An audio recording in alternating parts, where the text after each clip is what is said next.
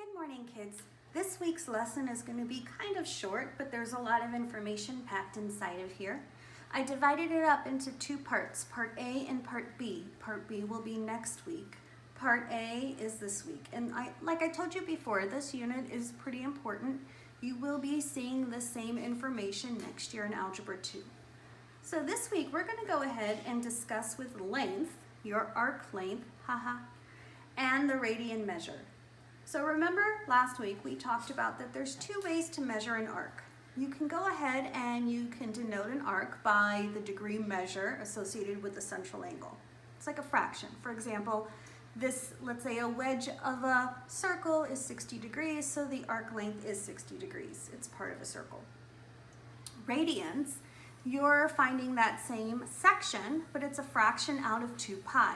We said that if you took the radius, it would go around the circumference of a circle 2 pi times. So that's the fraction of the whole, and this is the fraction of the whole for degrees, part of a whole.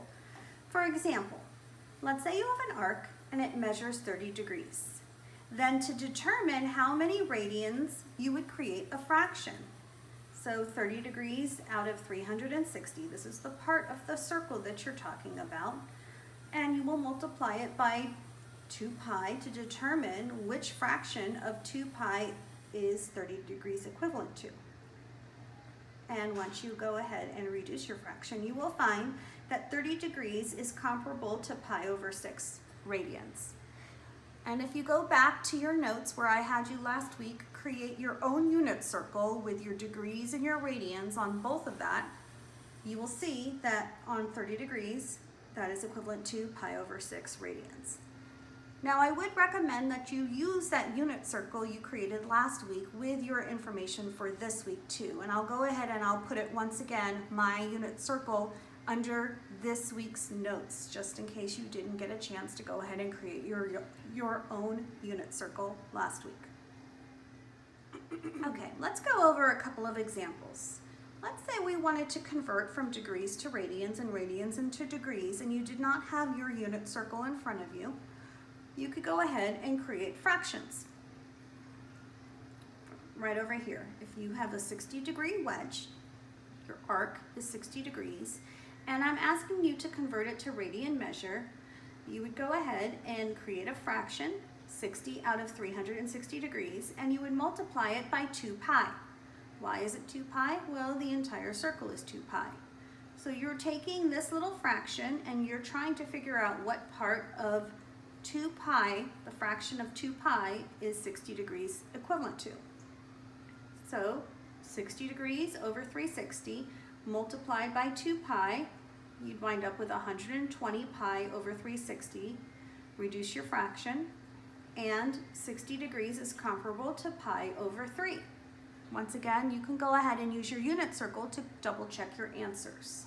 Yes, you can reduce your fraction beforehand. Yes, you can reduce your fraction when you want to cross multiply. Whatever method you want to use is perfectly fine.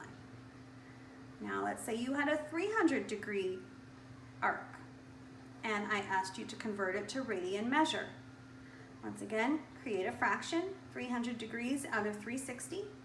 Multiply that by 2 pi.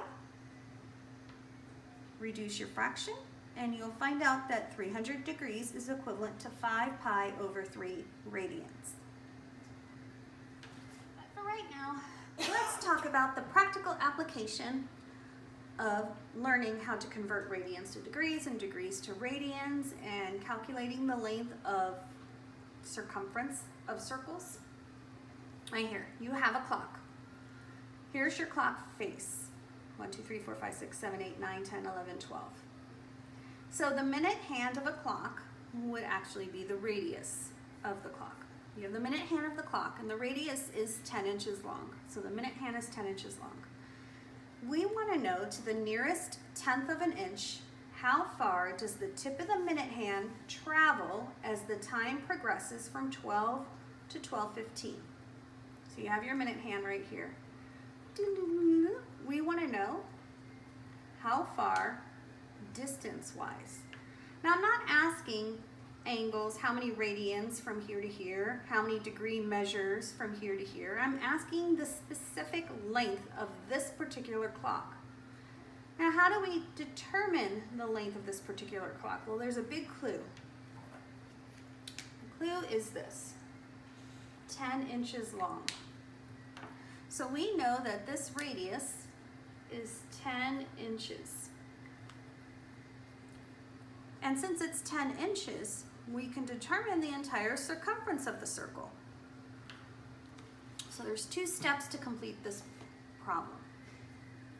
Number 1, since you are given the radius, you're going to determine the circumference of the entire clock.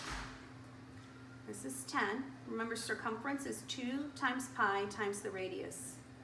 So the circumference of this entire circle is 20 pi.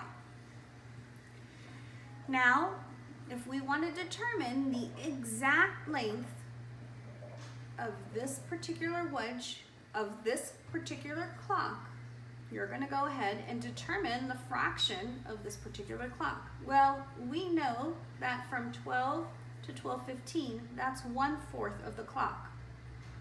So since we're given the entire circumference of 20 pi, we can easily calculate 1/4 the length of this. 1/4 of 20 pi is 5 pi.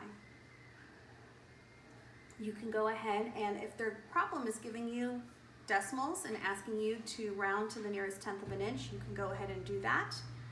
You can also, if it doesn't state specifically to do that, you can leave it in a more exact form, which would be 5 pi.